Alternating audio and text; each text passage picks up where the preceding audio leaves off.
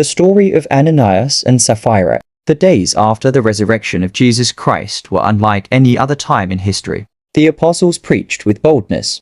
The sick were healed, multitudes believed, and the church grew daily. The believers were united in one heart and one mind. They prayed together, broke bread together, and cared for one another. No one said that anything they owned was theirs alone, but they shared everything. Some sold lands and houses and brought the money to the apostles, who distributed to anyone in need. The Spirit of God was strong among them, and a great sense of awe filled the church. One such believer was Joseph, whom the apostles called Barnabas. He sold a field he owned, brought the money, and laid it at the apostles' feet. The church rejoiced at his sacrifice. His name was remembered, and his example inspired others. But not every heart was pure. Not every hand was clean. Scene 2: The secret agreement.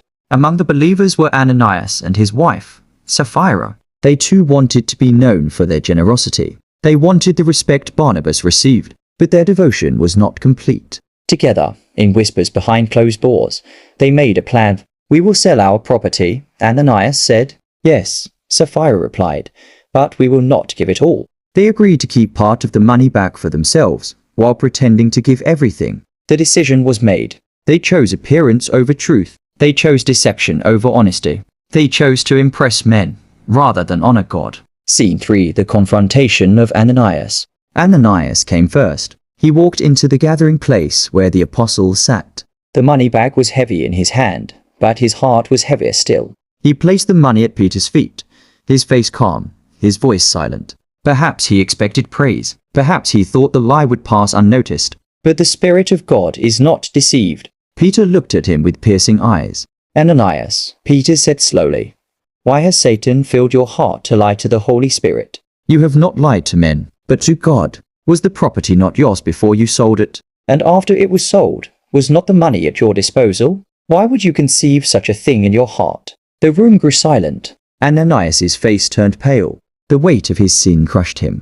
And in that moment, he fell to the ground. He breathed his last breath in the presence of God's people. Shock filled the room. The young men quickly wrapped his body, carried him out, and buried him. Fear spread through all the believers. The church trembled at what they had seen. Scene 4: The arrival of Sapphira. 3 hours passed. The story of Ananias's death spread in hushed tones, but Sapphira knew nothing of it. She entered the room, her steps steady, her face expectant. Perhaps she came hoping for recognition. Perhaps she thought her offering would bring her honor. Peter looked at her. He gave her one final chance. "Tell me," he asked, "is this the price you and Ananias received for the land?" Sapphira answered confidently,